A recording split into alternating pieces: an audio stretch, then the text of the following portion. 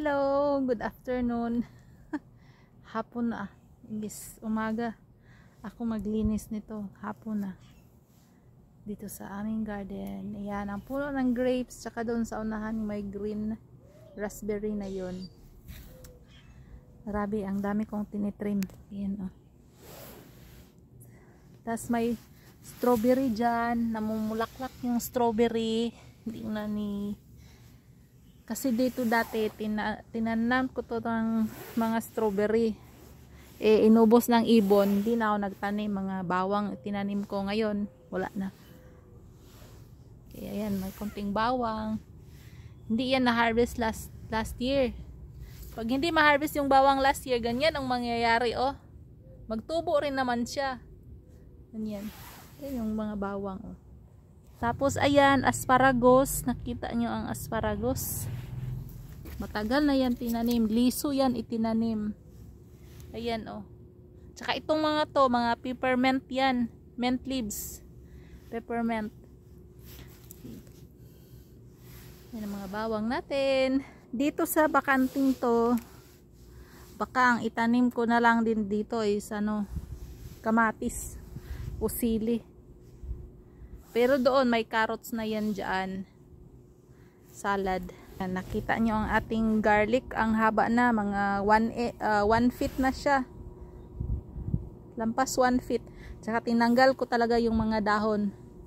Yung mga mulch ko na dahon. Ayan, diba? Ang ganda. Nagtubo na rin yung ating salad dito, oh. Yung mga salad, nagtubo na siya. Wow. Kasi yung salad, okay yan siya. Malamig pa ngayon. Tingnan mo yun, nag-winter jacket ako kasi marumi na itong jacket na to. Ginawa ko na lang itong pang garden sa taglamig. Marumi. Ay, shoot. Ang dami kong tinitrim sa grapes. Kasi lalampas na siya doon sa aming raspberry. Lamampas na siya doon. Tinitrim ko. Yan, oh. Marami pang sanga dapat itrim. Pero we will see. Bigyan ko na lang ng last chance, at least na kunan talaga siya. Marami yung nakuha, mga 50%. Yan, 2 puno lang yan. Yan ang roses natin. Sana mag-grow ulit yung magandang flower, magandang kulay. Dito tinataniman to last year ng bawang. Ngayon hindi na kami magtanim ng bawang dito. Tingnan mo yung mga sibuyas. Yan yung sibuyas. Ang ganda. Tsaka chives. Ita-transfer ko rin yan. Bali, hinayaan na yan siya. Hindi yan siya hinarvest last year. Nagtubo siya uli. Ang ganda, diba? Ang dami ko sibuyas. Tapos mayroon tayong rhubarb dito. Rhubarb. Maasim yan siya. Yan. Tapos ito, ay, ang daming bunga this year. Tingnan nyo. Gusto ko sanang itrim to. Pero hayaan ko na lang kasi maraming bunga. Nakalima to. Gooseberry yata to na. Gooseberry. Yung parang gooseberry yata yan. Tapos ito yung ating mga blueberry. Iba-ibang klase yan siya. Parang 1, 2, 3, 4. 7 na klase yata tong aming blueberry. Ayan. Baka kunti lang. Parang maraming dahon, oh. Kunti lang yung fruits this year. Eto. Ganon din. Maraming dahon. Kunti lang ang bunga. Kasi marami tong bunga last year. Pero may ibang variety na. Ito. Kunti lang din. Marami tong dahon this year. Itong klaseng to. Marami siyang bunga. Marami siyang dahon. Doon. Ganon. Kaya every year pa iba-iba. Kaya kailangan talaga magtanim ka ng blueberry. Tanim kayo ng blueberry. Pa iba-ibang klase. Huwag isang klase lang. Kailangan iba-iba ang breeding ng blueberry. Kasi nga may taon na hindi siya namumunga. Yan. Yan, no? Tapos dito naman sa ating big garden, kita nyo yung naglabas na yung mulch. Ayan. Ano yan? halo yan sa ilalim kasi dahon nga ang nakalagay dyan. Ayan, nag-umbok na ako. Kasi yung dahon galing doon sa bawang, tina-transfer ko dyan sa ilalim. Napakahalo. Kaya hindi talaga ako nahihirapan sa summer kasi hindi ako nagdidilig, tubig ulan lang. At check nyo, ito yung parsley. Magpa-flower to this year. So, hindi ko binunot yung parsley, hinayaan ko lang siya. Ayan, nagtubo. Pero, mag-flower to this year. Pero may mga maliliit dyan, tutubo yan. So, marami tayong supply ng parsley. Kasi, ang sarap ng parsley. Pang detox yun. O, punta tayo sa harapan. Pakita ko sa inyo ang aming tulips. Kasi, ang mga tulips ay nagbo-bloom yan siya sa Mother's Day. Dito pala sa, ng bahay, may mga strawberry dyan. Tingnan. Ayan, oh. Ayan, strawberry. Ang payat-payat. Ayan, nagbubulaklak na. Ta-transfer ko yan kasi.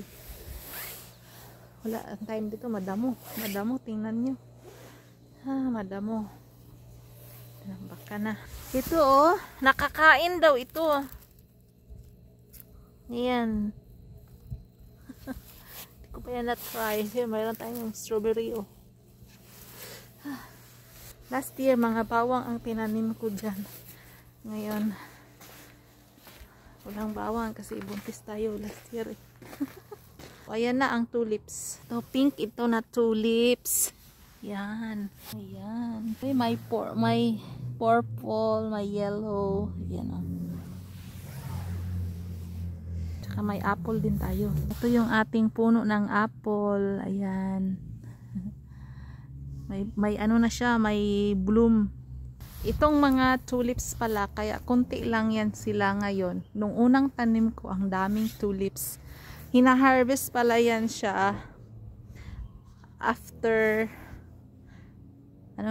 mag-bloom, ha-harvestin para hindi siya mag-seeds.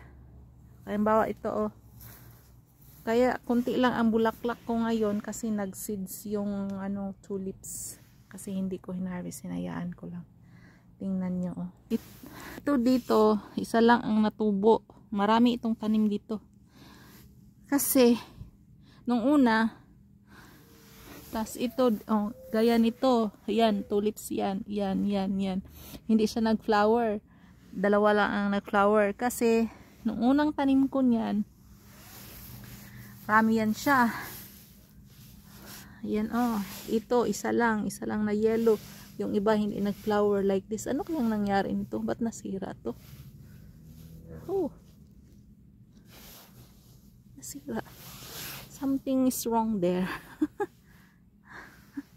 Tsaka dito, yan, hindi rin siya nag-bloom. Mga dahon lang siya, Something wrong. Parang ay, may raming mga shells. Kinain ng shells pala. Dalawa lang, Kasi dapat harvestin yung bulaklak para tapos harvestin talaga pati yung bulb, tas itanim mo uli sa October pala para hindi siya ganyan na mag-seeds. Pali ano ba yung tawag nun? Sa Bisaya pa, nagsaha ba? Parang saging na umaanak. Yan ang nangyari.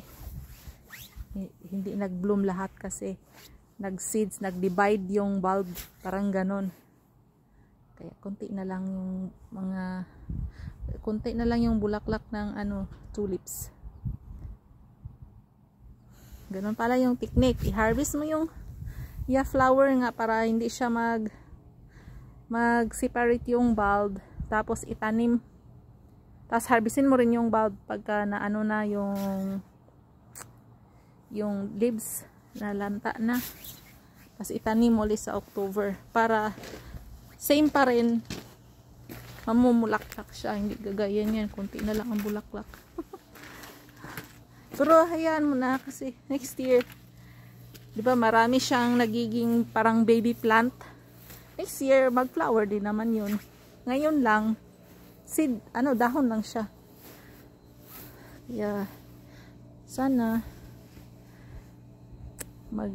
Maraming, hindi kagaya ng hyacinth dito na hayaan mo lang siyang ano ng bulb, magbigay ng maraming bulb, pero magpa-flower siya the following year. Wala na yung hyacinth, oh.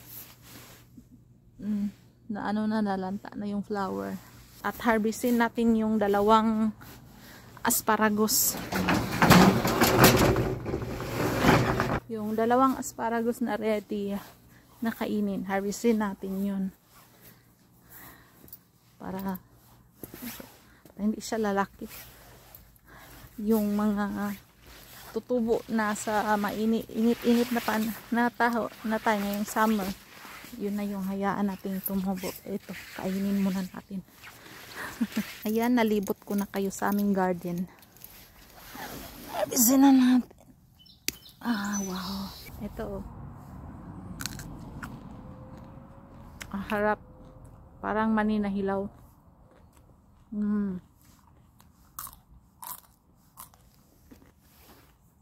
Bye.